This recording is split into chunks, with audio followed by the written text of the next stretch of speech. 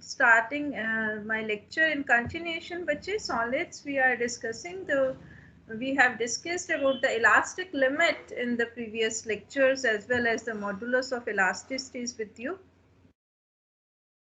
So when we have discussed the modulus of elasticity, basically Young's modulus of elasticity, that is given by the longitudinal stress divided by the longitudinal strain. So it means you are having the idea of the stress and strain with you. That is, stress is given by force upon area and strain is given by change in length to the original length. So this you have to keep in mind, and elastic limit also you have to keep in mind before I go into the next topic. That is, we want to discuss about the applications of elasticity. So if I'm having a wire, steel wire taken whose Young's modulus of elasticity is 3 into 10 raised to the power 7 Newton per meter square. That is the Young's modulus of elasticity for the steel wire.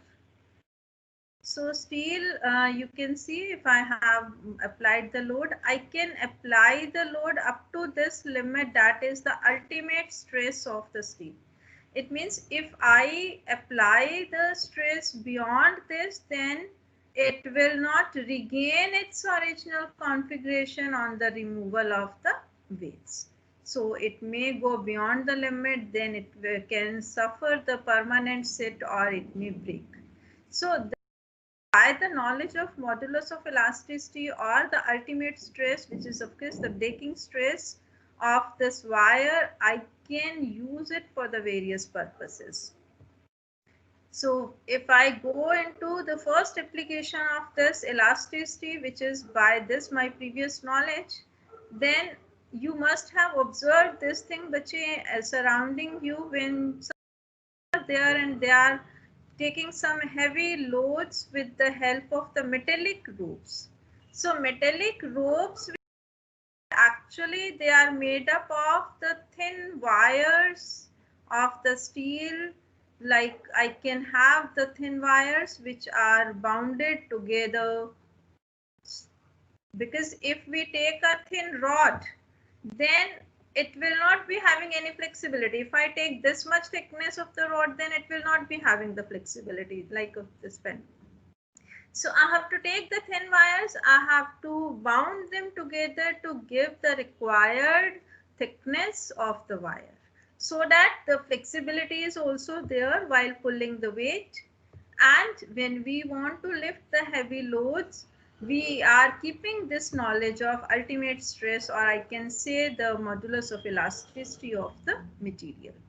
So if supposingly I want to take the lift which is to be load which is to be lifted, if the load which is to be lifted is 10 raised to the power 4 kilogram, if I take, and I want to decide that how much should be the diameter of this rope, or I can say what should be the radius of this metallic rope, so that I am able to pick this much load.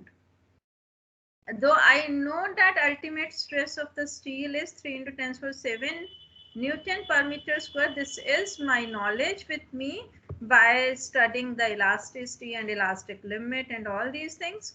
So this is given to you in the question, and you have been asked to find the radius. So that thickness of the metallic rope or radius or diameter I can calculate by simply my having the knowledge of elasticity.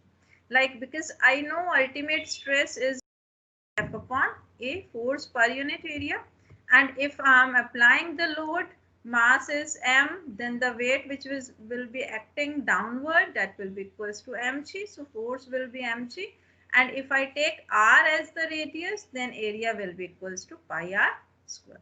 So you can work out by the given values, because ultimate stress we know 13 to 10 power 7, and load which is to be lifted is 10 raised to the power 4 kilogram. If I take G equals to 10, or you may take 9.8, divided by pi r square. Pi is constant 3.14, So if I put all these values, I will be able to find the radius of this rope, which is coming out to be 3.2 centimeter. You can see if this is the radius 3.2 centimeter, it means diameter will be 6.4. 6.4 is a very huge thickness we want, and that is why we have to make the wires which are to be braided together so as to make the rope, and I should be able to lift this much weight, because otherwise if I'm not giving this much thickness, then I will not be able to pick the load which is to be lifted. It may break in between. So this is by the knowledge of the ultimate stress of the steel, I am able to decide the thickness of the rope. So this is the first application with you, that thickness of the rope can be decided by the knowledge of the elasticity. Bache, for these applications, you have to be very particular. You should be having that observation with you. Like maybe if you have seen when you go out on the road, then even on metro, you have seen that the bridges are made. When you see the bridges, in the bridges, they are having the slabs. One slab is there, then another slab is there, they are fixed together, and then another slab. So we are not giving one single road like thing, rather we are giving the different slabs, and if you see the slabs, they are actually eye shaped. They are eye shaped, means here some part is enlarged on the corners. You must have observed. If not observed, so whenever you go out because of some work, or you see the structure of the bridges on the internet, you can also see. So these, we are having eye shaped girders with us. So this is eye like thing with me. So this way the bridges are made. So eye-shaped girders are used in bridges. That is, again, we have designed eye-shaped girders by the knowledge of elasticity. So how the elasticity is helping me to decide that I should be having the eye-shaped girders, that you have to understand. For understanding, you have to come up with few terms. Like if I'm moving on the bridge, you must have observed that even heavy loads, they are moving on the bridges, even your metro is moving. So it is not getting depressed. It is remaining same horizontal. Or you can say that this depression, which can be caused by moving the load, when the load, some heavy load is moving over the bridge, then of course weight which is acting is always downward, but because of the gravity, it is always towards the center of earth. So what is happening? Some depression is being caused. It was observed that if I'm not taking eye shape, rather I take the simply the rectangular slabs like this. So if I'm taking the rectangular slabs, then if I'm putting the load on it, means some heavy vehicles are moving, then the depression is being caused. It means it gets hanged by some value, and that hanging is known as the depression delta caused. So this depression, which is denoted by delta, it was studied experimentally that it is dependent upon the length of this bridge, or the length of this girder, I can say, which is small part of the bridge, and it is dependent upon modulus of elasticity of the material of which this girder is made, depends upon the breadth and the depth. On all these factors it depends, and by the study only this formula was derived. No need to derive this formula, you can simply check this formula dimensionally correct. That is delta, it is equals to WL cube divided by 4YBT cube. So it means more the length, more is going to be the depression. So you cannot keep a bridge as this girder of large length. So length is to be restricted. So we are getting the small size girders with us. And breadth is to be increased and depth is to be increased much, because if I increase D, then delta will decrease. My aim is to decrease this depression. I don't want when I'm moving over the bridge and bridge is hanging, so that you will not feel comfortable moving over the bridge. So we want the bridge to be rigid without buckling effect. Buckling means bending of the bridge when the load is moving over the bridge. So we want to avoid this buckling effect, or we want to decrease this value of the delta depression caused. Of course, why here is Young's modulus of elasticity. So that is helping you that which material you will select for making those bridges, like which concrete you have to use, how much the quantity is to be taken. So all this is to be decided by the material, like we are using the steel rods, iron rods to make the bridges. So in between which materials to be used, that is to be decided. Keeping that fixed, I can change, and the length is of course fixed because I cannot increase the length beyond a certain limit. So only thing I could do is that I can change the breadth or I can change the depth of that.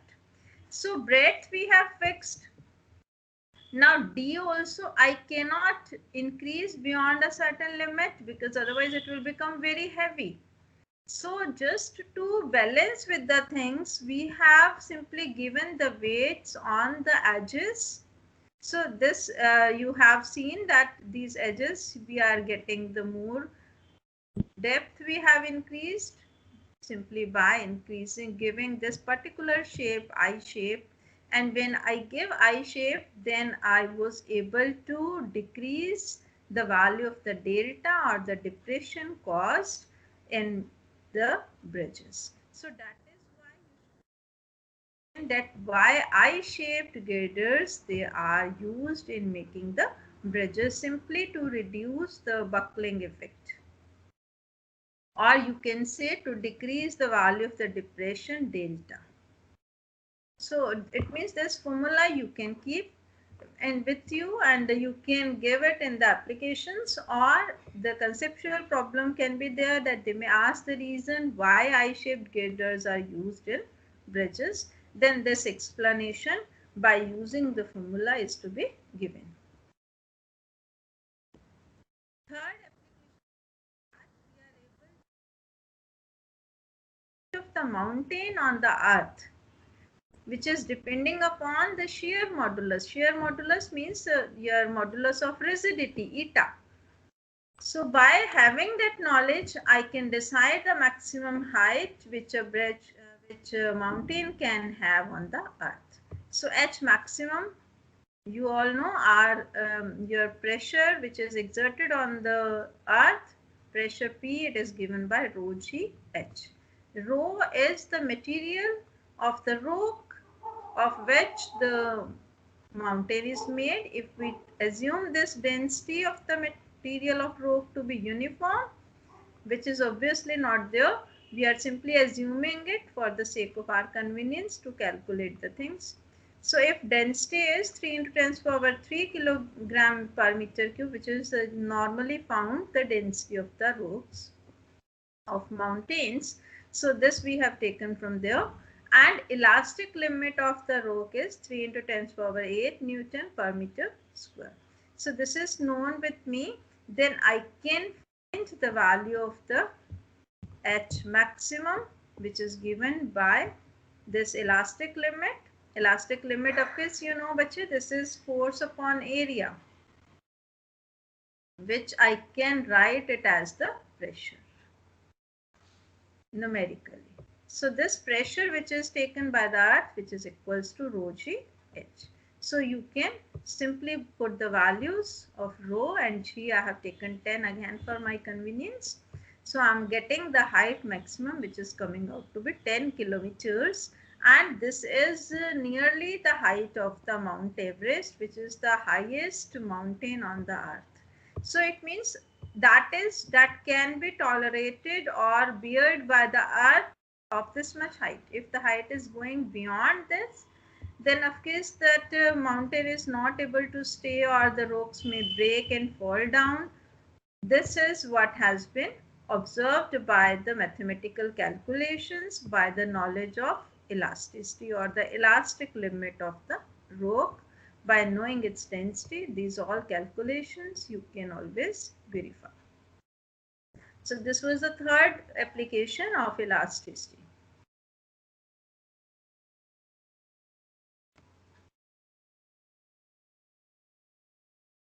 Which is again the important one with you and can be asked as a conceptual question, that you must have observed that when you go for big halls, the halls you are having the pillars like this, which are cylindrical in shape, and in between you are getting the pillars like this, which are actually hollow from inside, and they may have the, you can say that, outer boundary, the weight can be adjusted.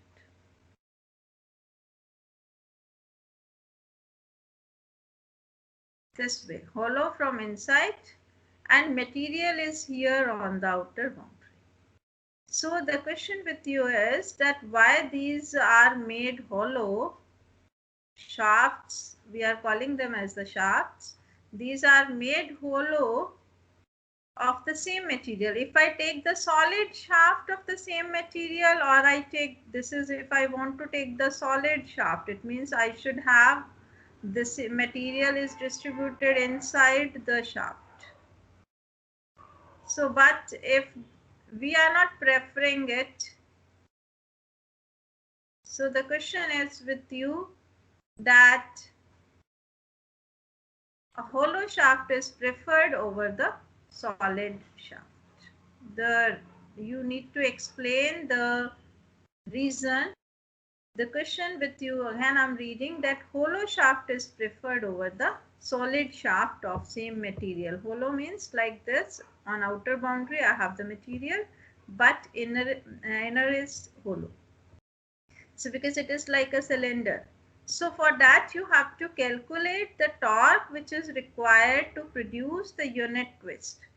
Torque which is there, that torque is dependent upon the modulus of rigidity eta, and that is equals to pi eta r4 divided by 2L. Here r is the radius of this shaft, I may say this is r. Here's, this is the length, L is there. So L is the length, R is the radius. Then you can write this formula for the torque, which is equals to pi eta R4 divided by 2L. Now, if I want to give the unit twist to the hollow shaft, whose internal and external radii are R1, R1 is the internal radii and R2 is the external radii.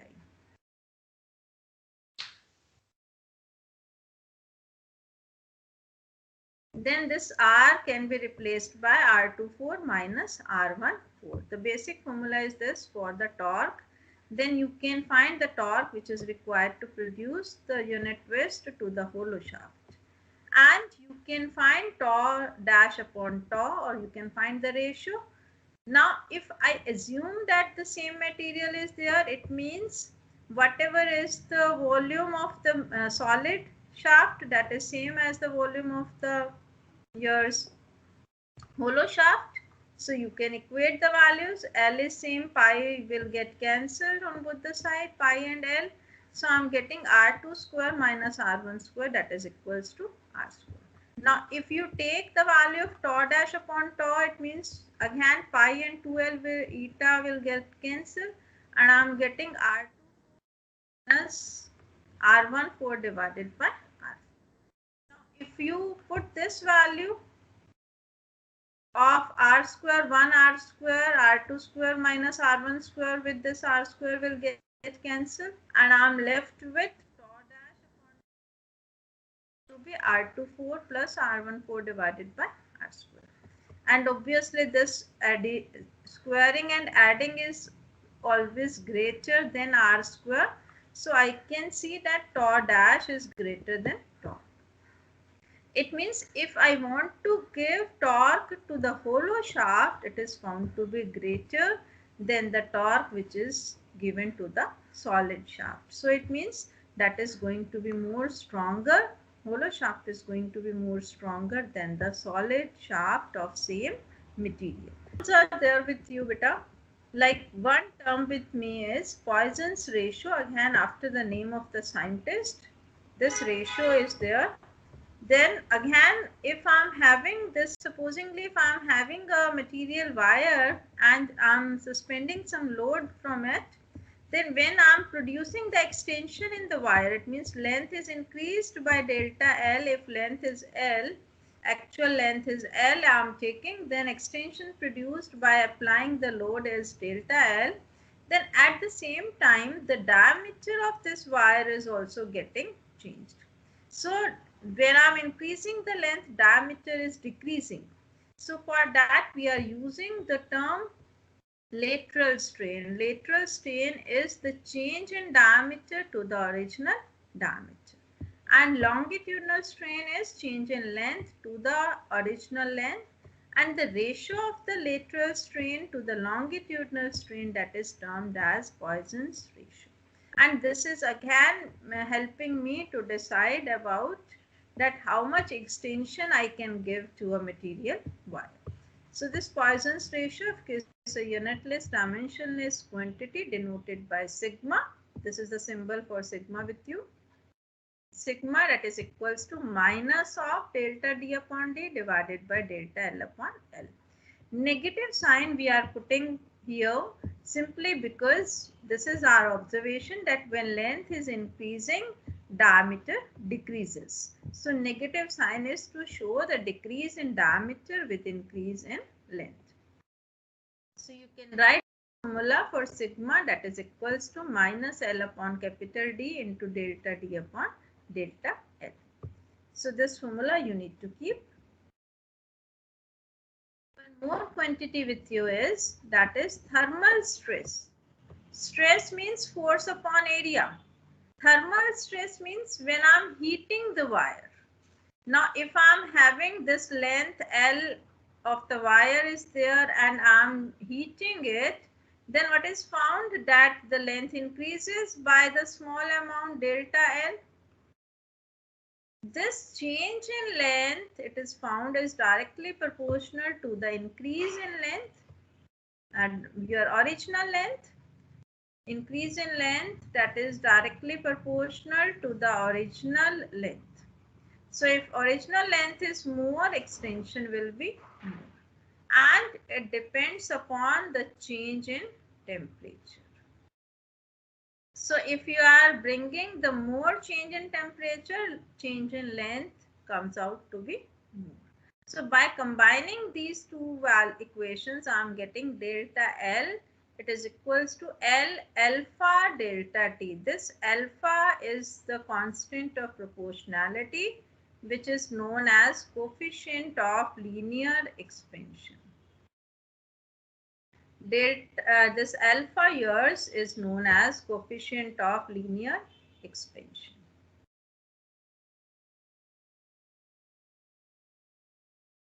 So I can find the value of alpha from here, which is delta L upon L into delta T. Or I can find the longitudinal strain delta L upon L, that is equals to alpha delta T. Now this is one equation with you. And by my knowledge of stress and modulus of elasticity, if I'm having change in length, then the modulus of elasticity which works is Young's modulus, which is given by stress upon strain. Longitudinal stress upon longitudinal strain. So F upon A divided by delta L upon L. So F upon A is thermal stress, which is equals to delta L upon L. And delta L upon L I have already, that is alpha delta T. So I can replace thermal stress, I can write it as by Y alpha delta T. Y is Young's modulus of elasticity, alpha is coefficient of linear expansion, and delta T is the change in temperature which is brought to bring the. Now similarly, if I take some cubical thing with me and I heat it, it means I have a cuboid or I'm having a cube with me and I'm heating it, then always the change in volume is occurring, and that change in volume is again directly proportional to the actual volume and to the change in temperature. So on combining, I'm getting a constant of proportionality which is gamma. Gamma is coefficient of volumetric expansion. This is constant of proportionalities with you. Coefficients of linear expansion, coefficient of volumetric expansion, you should know. This is gamma. So I can find the volumetric strain delta V upon V. It is coming out to be gamma delta T. And when I'm bringing the change in volume, then the modulus of elasticity which comes into play is bulk modulus of elasticity denoted by B. So I will be writing it as B gamma delta. So this you have to keep the formulas in mind, and of course you should be able to work out with the numericals in the numericals, but these terms you should be aware of. Next expression with you is elastic potential energy of a stretched wire. That actually we have already done in the chapter of work energy power, that is half kx square. That way also you can do, or otherwise if you want to take these steps, you can go with these steps also. That if I'm applying the force F and the extension which is produced is delta L, initially no force is applied, so the average force which is there with acting is initial force plus final force divided by 2, so I'm getting the average force is F by 2, and work done will be given by the average force into increase in length. If increase in length is delta L, you can write it by F by 2 into delta L, and work done, that is always equals to the elastic potential energy. So I can write it as half F into delta L, or the method we have already followed by the integration method, elastic potential energy equals to half kx square. That also you can take, where F it is equals to minus of kx by Hooke's law. So that method also you can do by integration.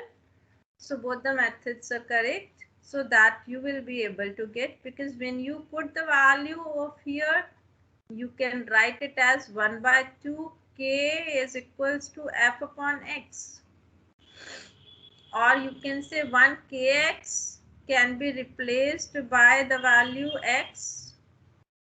So kx it is equals to F, and x is the extension.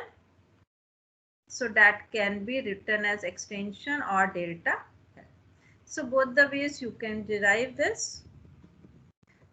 Ultimately, the formula for the elastic potential energy is 1 by 2 F delta L. Negative sign I have ignored here while taking the magnitude of the potential energy. A is the area of cross section if I am taking, L is the length. If I multiply and divide by AL to this expression, then I am getting F upon A into delta L upon L into AL. AL is area of cross section into length, that means volume. So I can write F upon A as stress, delta L upon L as strain, and this as volume. So elastic potential energy, this you have to keep it in mind. The another formula with you for elastic potential energy, which you can derive by either of the methods, is equals to 1 by 2 stress into strain into volume. I can write the elastic potential energy in the form of stress and strain. And if you divide this elastic potential energy with volume, then I am getting equals to half stress into strain, and this new term I am getting, that is elastic energy density. So elastic energy density, it is equals to simply elastic potential energy which is taken per unit volume. So elastic potential energy per unit volume which is taken, that is known as elastic energy density, and it is equals to 1 by 2 stress into strain. So elastic potential energy I was writing by small u. This energy density I have written by capital U just to differentiate. To differentiate both these terms. Again, stress you can write in terms of whatever modulus of elasticity is given. For length, Young's modulus; for volume, bulk modulus. So you can replace the things accordingly. So stress can be written as Young's modulus into strain, because Y, it is equals to stress upon strain. So one stress you can replace by Y into strain. So I will be getting elastic energy density is 1 by 2 Young's modulus into strain whole square. Or similarly, if you want, if in the question they have not given you the strain but given you the stress, then you can replace the strain and you will be getting stress upon Y. It means you can write the same formula can be written as 1 by 2 years stress into strain, and strain is equals to stress upon Y. So stress square divided by Y. So that's why you can always rewrite the formulas as per the question numerical given to you, and keep things up to this for today and keep working with the things. Thank you everyone.